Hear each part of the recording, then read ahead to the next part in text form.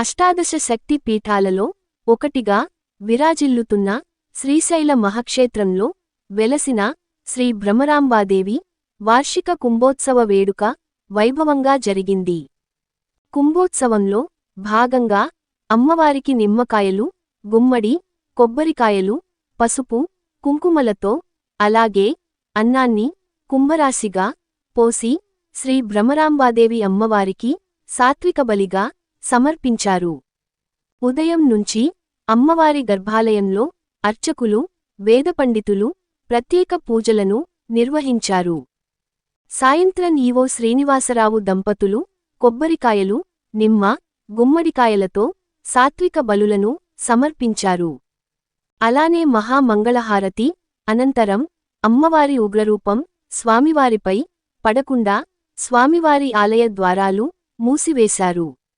అంతకు ముందు మల్లికార్జున స్వామి లింగరూపాన్ని పెరుగన్నం, ఉల్లిపాయలు, జీలకర్ర, శొంఠి, భక్షాలతో కప్పేశారు.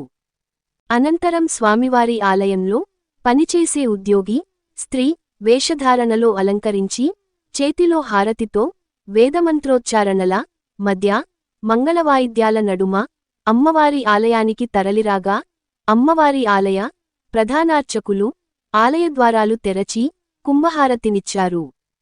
ఆలయ ద్వారాలు తెరచిన వెంటనే అమ్మవారి చూపు శ్రీచక్రం వెనుకున్న కుంభరాశిపై పడి అనంతరం హారతి తెచ్చిన స్త్రీ వేషధారిపై పడుతుందని భక్తుల నమ్మకం. కుంభహారతి అనంతరం శ్రీ భ్రమరాంబాదేవి అమ్మవారి దర్శనానికి భక్తులు, స్థానికులు బారులు తీరారు. ఈ కుంభోత్సవంలో ఈవో శ్రీనివాసరావు దంపతులు, అధికారులు, అర్చకులు పెద్ద ఎత్తున భక్తులు పాల్గొన్నారు.